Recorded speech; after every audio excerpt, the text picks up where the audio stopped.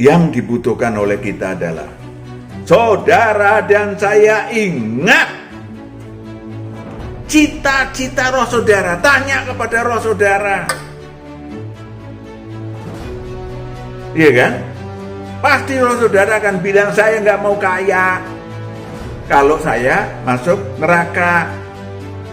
Saya nggak mau jahat. Saya nggak mau tubuh saya jahat. Karena saya harus bertanggung jawab. Roh gembala dengan roh kita, nanti Tuhan akan memberikan kebenaran. Syarat-syarat perdamaian. Nama kata lain adalah saudaraku yang terkasih, kita berjumpa lagi pada pembahasan yang cukup penting bagi kehidupan kita. Sadar takdir dan nasib. Wow. Saya tidak minta dilahirkan. Tapi kita akan membahasnya, saudaraku, sesudah kita menyaksikan satu lagu pujian.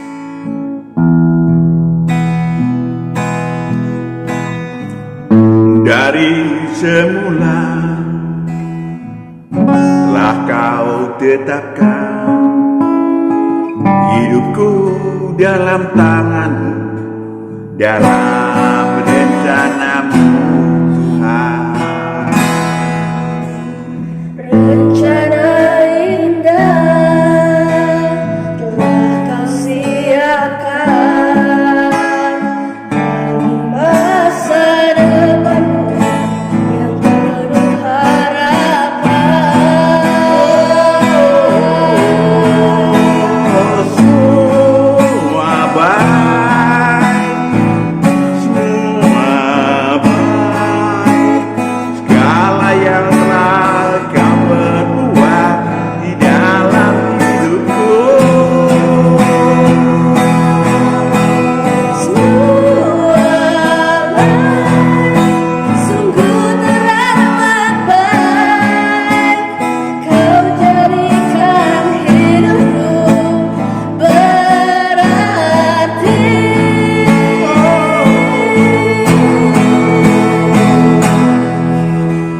Semua baik, semua baik, segala yang telah kau perbuat di dalam hidupku. Semua baik, sungguh teramat baik. Kau jadikan hidupku berarti. Kau jadikan hidupku berarti.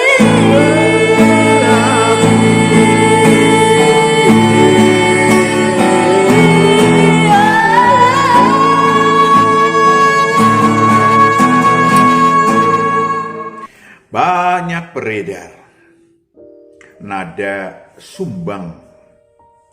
Saya tidak minta dilahirkan. Saya tidak, dengan nada yang sumbang, yang sinisme. Ya.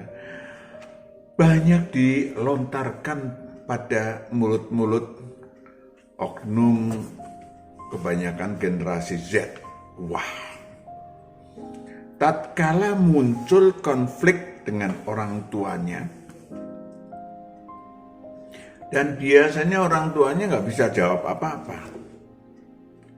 Saudaraku yang kekasih, sesungguhnya bukan kalimat itu yang menyedihkan, tetapi semakin kini generasi yang muncul tidak banyak memiliki sadar manusia maupun sadar jati diri, apalagi sadar ilahi. Kenapa? Karena itu penting bagi nasib si manusia. Pembahasan sampai pada tubuh dan jiwa yang menyatakan bahwa ada generasi pra-boomer sebelum tahun 1945 lahirnya, dan mereka memiliki etos kerja keras untuk bertahan hidup. Bagus. Selanjutnya saya termasuk di dalamnya generasi baby boomer. Waduh. Lahir tahun 1946 sampai 1964. Di mana memiliki karakter yang pekerja keras, sangat kompetitif, menghargai stabilitas. Anak-anak kita generasi X lahir 1965 sampai 1980. Dan generasi X ini memiliki apa yang disebut sebagai generasi yang mandiri, yang menjadi transisi dari era analog ke era digital. Pak Matius ngutip aja ya untuk menjadi titik tolak pembahasan tentang nasib sebetulnya. Generasi C atau milenial lahirlah tahun 1981 sampai 1996, dikenal kreatif, inovatif, adaptif terhadap perubahan. Lalu ada lagi generasi Z lahir 1997 sampai 2012. Yang sudah akrab dengan teknologi canggih, ponsel dan internet sejak lahir. Begitu lahir langsung WA ke teman-temannya yang baru lahir juga. Saudaraku yang kekasih, sedikit sepotong generasi Alpha yaitu 2013 sampai 2025 lahir di era digital yang sudah sangat matang. Ya, di mana pengguna gawai, kecerdasan buatan, aplikasi pintar sudah menjadi bagian dalam kesehariannya. Tentu saja analisa karakteristik mendasar dari generasi tersebut berdasarkan fisik atau tubuh dan jiwa. Walau demikian, tampak bahwa semakin kini generasi penerus kita bisa dijauhkan dari kasih. Matius 24 ayat 12. Matius 24 ayat 12. Dan karena makin bertambahnya kedurhakaan, maka kasih kebanyakan orang akan menjadi dingin. Kasih menjadi dingin. Di sudut lain, yang serupa adalah kedurhakaan menjadi karena makin bertambahnya bertambah kedurhakaan. Ini yang sebetulnya pokok bahas kita, ya kan? Karena hubungan antar manusia menjadi gersang, mereka lebih asik berhubungan dengan gawai, ponsel. Ya, Pak Matius kerap kali ketemu di mall anak kecil, umur balita sudah pakai ponsel, nggak peduli kiri kanan. Andai kata ada tiba-tiba kebakaran juga dia larinya ke dalam, bukan ke luar ini, karena nggak tahu apa yang harus diperbuat. Saudaraku yang kekasih, dan yang namanya kasih sesama manusia apalagi, ya, berhubungan saja tidak atau kurang. Bagaimana proses selanjutannya? Empati, simpati, dan lain-lain. Juga banyak yang memilih menjadi agnostik Agnostik itu pandangan filosofis bahwa keberadaan Tuhan atau hal-hal supranatural adalah sesuatu yang tidak dapat diketahui oleh manusia. Maka saudaraku yang kekasih, selain itu banyak yang bahkan sekarang berani mengakui. Ada negara yang 30% ateis, 40% ateis, padahal gereja banyak sekali di sana. Ya, mereka tidak percaya adanya Tuhan. Namun saudaraku yang kekasih, Pak Matius harus sampaikan dan kalian harus menyampaikan bahwa walaupun hal-hal ilahi semakin asing bagi manusia generasi-generasi baru, perhatikan, roh mereka tetap. Yang muda itu adalah tubuh dan jiwanya. Roh mereka sama dengan roh saya dan roh saudara. Roh makhluk tua-tua dari surga kekal, terus mampir di Eden bumi. Di Eden bumi belajar tentang teori kebenaran. Berapa tahun? Seumur penciptaan bumi. Kalau penciptaan bumi ya 4 miliar tahun, ya 4 miliar. 10 miliar, 10 miliar tahun. Saudaraku yang kekasih, Amsal 8, 9-13. Amsal 8 ayat 9-13. Semuanya itu jelas bagi yang cerdas. Bagi yang cerdas. Akal juga bisa dipakai. Sesungguhnya jelas. Tapi harus kombinasi antara atau kerjasama antara akal cerdas dengan akal budi. Roh, lanjut. Terimalah didikanku lebih daripada perak dan pengetahuan lebih daripada emas pilihan. Yes. Pengetahuan ilahi itu lebih mahal daripada emas, perak atau hal-hal dunia yang manapun. Lanjut. Karena hikmat lebih berharga daripada permata. Hikmat lebih berharga daripada permata. Apapun yang diinginkan orang tidak dapat menyamainya. Saudaraku yang kekasih, apapun yang diinginkan orang, apapun, tidak ada yang menyamai harga hikmat tadi. Aku, hikmat, tinggal bersama-sama dengan kecerdasan, dan aku mendapat pengetahuan dan kebijaksanaan. 22-31. Amsal 8 ayat 22-31. Tuhan telah menciptakan aku sebagai permulaan pekerjaannya, sebagai perbuatannya yang pertama-tama dahulu kala. Sudah pada zaman purbakala aku dibentuk, pada mula pertama, sebelum bumi ada. Sebelum bumi ada. Lanjut. Sebelum air samudra raya ada, aku telah lahir. Sebelum ada sumber-sumber yang syarat dengan air, sebelum gunung-gunung tertanam, dan lebih dahulu daripada bukit-bukit aku telah lahir. Lanjut 31-30. Aku ada sertanya sebagai anak kesayangan. Setiap hari aku menjadi kesenangannya, dan senantiasa bermain-main di hadapannya. Aku bermain-main di atas muka buminya, dan anak-anak manusia menjadi kesenanganku. Anak-anak manusia menjadi kesenanganku. Dialah sang hikmat itu, sang anak manusia, sang firman, berbicara kepada roh saya, roh saudara.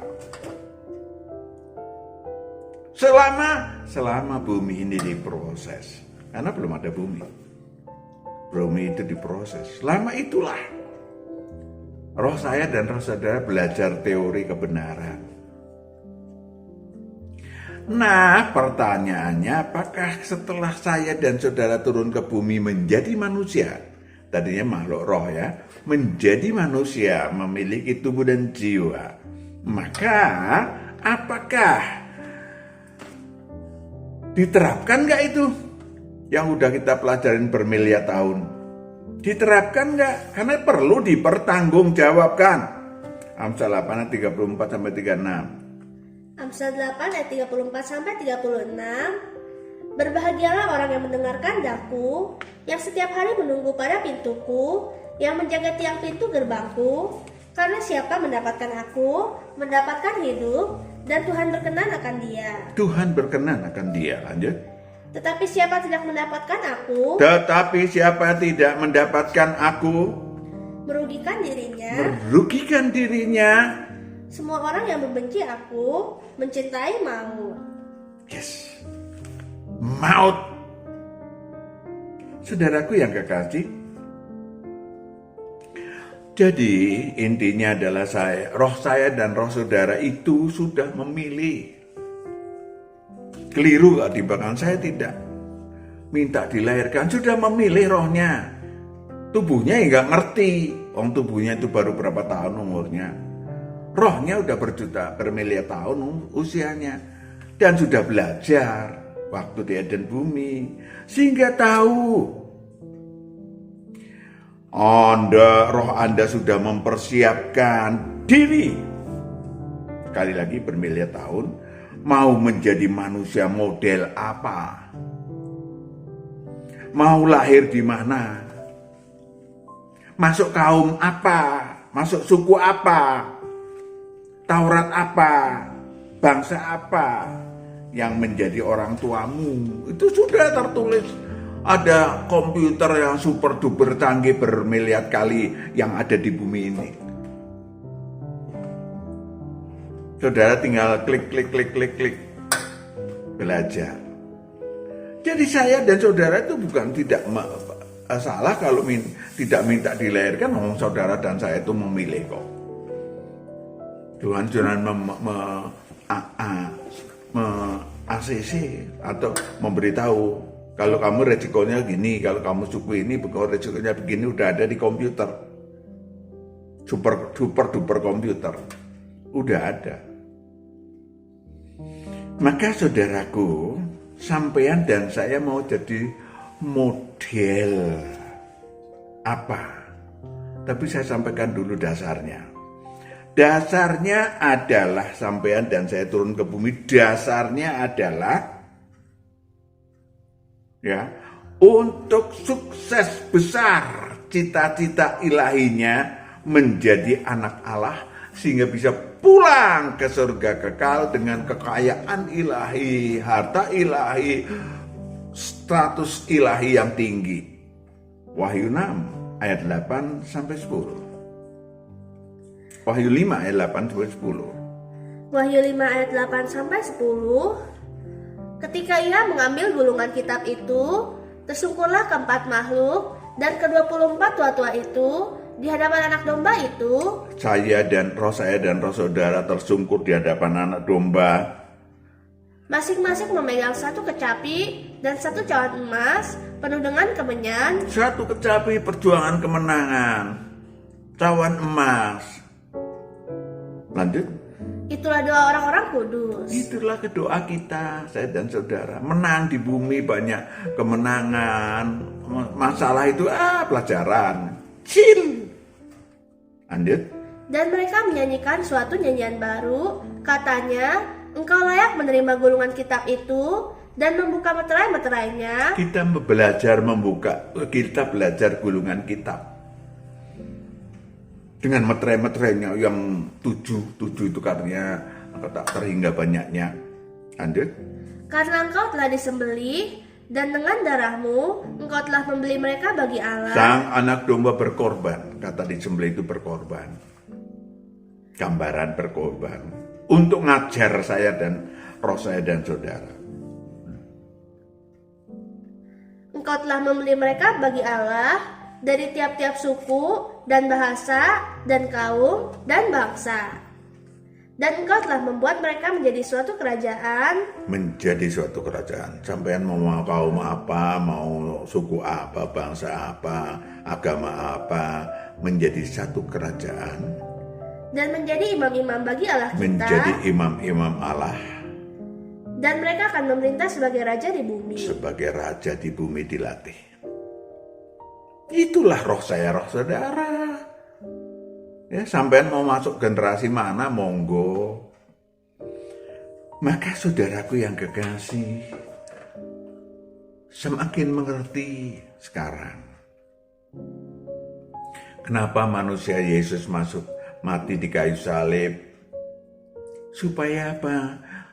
Saya dan saudara masuk generasi apa yang disebut sebagai, kalau tadi secara jasmani ya, kalau ini secara ilahi, generasi zaman akhir yang memiliki kebenaran, yang dibuntun langsung oleh sang anak domba, ya kan?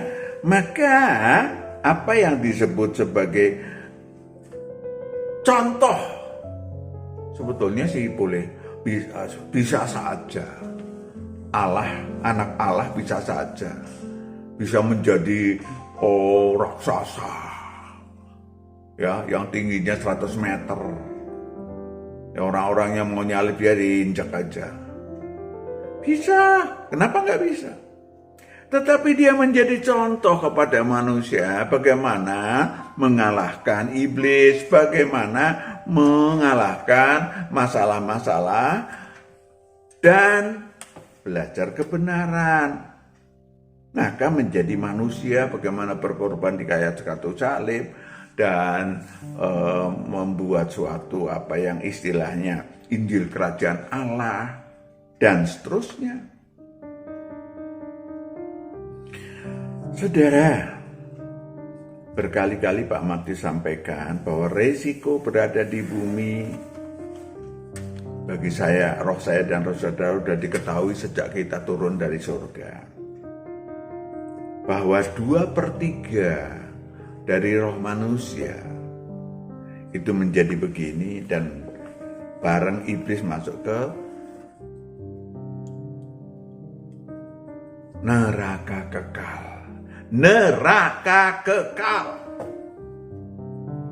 yang sepertiganya adalah menjadi roh manusia yang disebut sebagai anak-anak Allah yang piawai, yang hebat, kaya ilahi, ya, menjadi raja-raja kelak di surga kekal dan menjadi imam-imam Allah yang maha tinggi. Itulah saya dan saudara, kalau saya dan saudara masuk yang sepertiga. Daftarinlah dari sekarang. Ya kan? Saudaraku yang kekasih. Maka Anda dan saya dulu waktu di Eden Bumi milih modal apa? Apakah Anda mau memilih model yang nasibnya tubuh alamiahnya kaya, sukses? Ada namanya hukum sebab akibat. Kalau Anda sukses di bumi dalam hal duniawi, kaya raya, pangkatnya tinggi, yang terjadi apa? Orang kaya susah, sulit masuk kerajaan Allah. Ya kan? Padahal kekayaan kita yang ada di bumi ini, kekayaan duniawi ya tidak ada apa-apanya. Emas 74 kilogram. Ya, emas 74 kilogram. Ya, saya Mazmur Hadi itu 66 kilogram lah ya. Itu nggak ada apa-apanya. Nggak laku dulu waktu di surga kekal. Nggak laku. Dianggapnya di sana itu teletong. You know teletong, tai kuda tau. Gak ada apa-apanya. Maka saudaraku yang kekasih adalah maaf kalau saya menghina manusia-manusia yang disebut sebagai bodoh. Kenapa? Bukan gak boleh sampean punya emas, monggo. Sampean punya intan permata, monggo. Sampean mau jadi pejabat, monggo. Yang dibutuhkan apa? Sadar manusia, sadar jati diri, sadar ilahi. Titik. Ada sudah di YouTube-nya. Maka model apa? Orang kaya susah masuk kerajaan Allah. Kenapa? Hatinya bisa berada di harta seperti orang muda yang kaya. 1 Timotius 6 ayat 19 ya. 1 Timotius 6 ayat 19. Dan dengan demikian mengumpulkan suatu harta sebagai dasar yang baik. Loh, bentar, 1 Timotius 6 ayat. Sorry ya, kadang-kadang saya lupa kan. 1 Timotius 6 ayat 7 sampai 9. 1 Timotius 6 ayat 7. Mari kita letakkan ayat-ayat itu dalam diri kita untuk referensi kehidupan saya dan saudara, ya. Sampai 9. Sebab kita tidak membawa sesuatu apa Sebab kita tidak membawa sesuatu apa ke dalam dunia, ke dalam dunia. Beratus kali saya Pak Matius bilang, anaknya orang kaya lahir 2 telanjang, anaknya orang miskin hina dina juga lahir telanjang. dan kita pun tidak dapat membawa apa-apa keluar. Enggak membawa apa-apa keluar. Sampai orang kaya raya meninggal, orang kaya peraturannya wafat deh, enggak bawa apa-apa. Peti matinya juga, saya di Petamburan juga peti matinya pada dibongkarin karena harta-hartanya. Ya, saya waktu tahun 70-an saya masih melihat ada yang dicuri-curi. Saudaraku yang nggak bawa apa-apa. Pencurinya sebetulnya bukan pengen mencuri kali ya, pengen tahu. Ya, harta yang dikasihkan ke si mati ini dibawa pergi enggak? Ternyata enggak, ya diambil sama dia. Ya, lanjut. Asal ada makanan dan pakaian cukuplah. Yes. Karena cita-cita di bumi ini bukan untuk harta jasmani, duniawi apalagi. Lanjut. Tetapi mereka yang ingin kaya terjatuh ke dalam pencobaan. Oh, yang ingin kaya terjatuh ke dalam pencobaan, Ke dalam jerat, ke dalam jerat, dan ke dalam berbagai-bagai nafsu yang hampa dan yang mencelakakan, yes, yang menenggelamkan manusia ke dalam keruntuhan dan kebinasaan. yes. Kasihan deh orang kaya.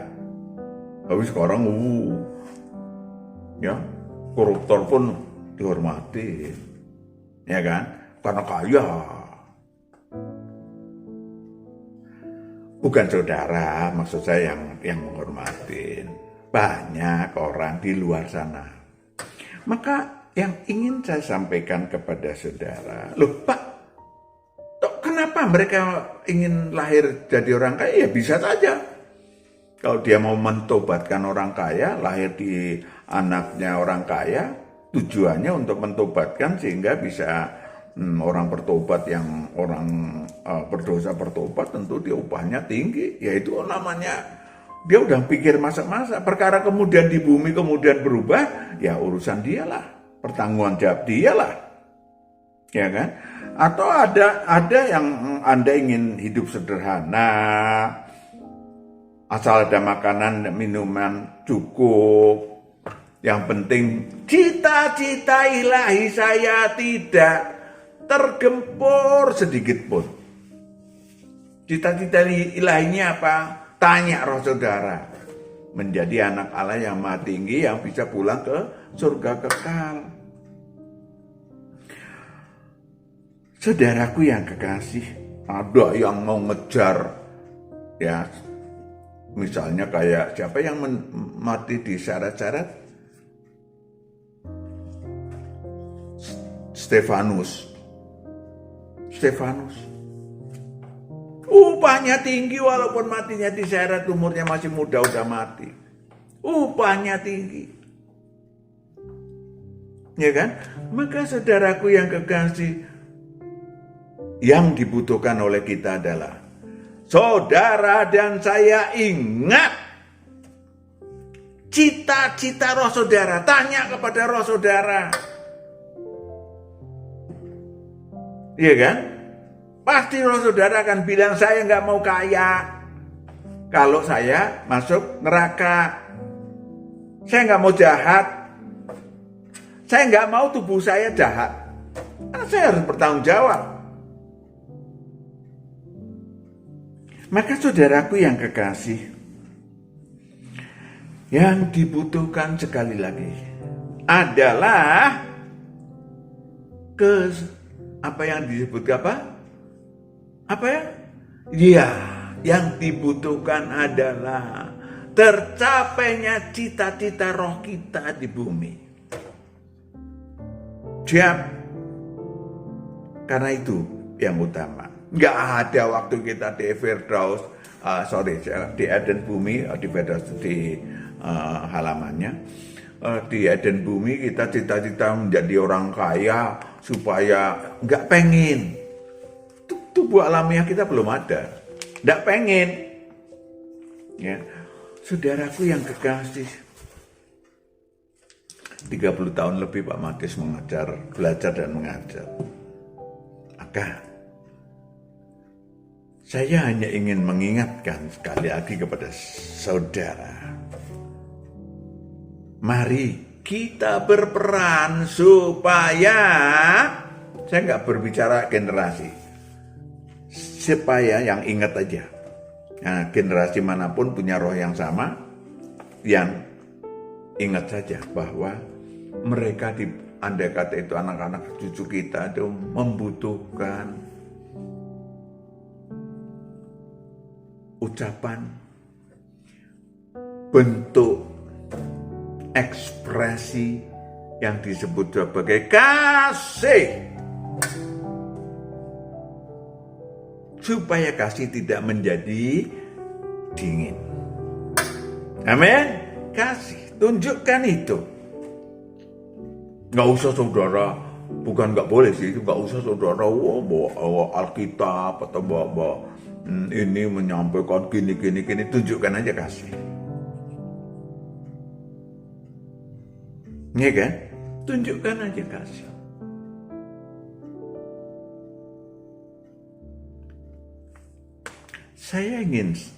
Tadi pagi saya ke pasar.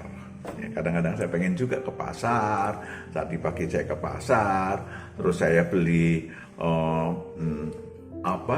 pisang, beli ini. Ada pertanyaan yang mereka paling berkesan. Saya juga bingung kok mereka tak kenal saya, berbahasa Jawa mungkin jarang sekali dan seterusnya. Tetapi ada satu ketika pisang itu disampaikan kepada saya, berapa harganya? 80.000. Biasanya saya segitu tuh 100.000. Kok sekarang saya lihat kiri kanan ternyata lagi panen banyak pisang tanduk. Dikasih satu tandan lagi, ya udah 80.000, nggak rugi nih. Saya sampaikan nggak rugi nih, nggak Pak. Ya pisang mas berapa? 20.000. Ada satu tandan kecil, 20.000 saya bilang. Iya Pak, ini karena sekalian aja Kak, duitnya biar kembalian. Saudaraku yang kekasih, saya bilang, Anda rugi nggak tuh? Kenapa enggak kita lakukan empati? Kenapa banyak orang lebih senang berkuasa, padahal duitnya banyak? Ya kan? Berkuasa. Kalau bisa beli dari orang miskin itu, yang penjual miskin itu, semurah-murahnya. Syukurin lu kalau rugi. Mulai kita sampaikan kasih. Tunjukkan Anda empati kepada orang, Anda simpati kepada nasib orang. Itulah Injil Kerajaan Allah. Tuhan berkati, kita berdoa.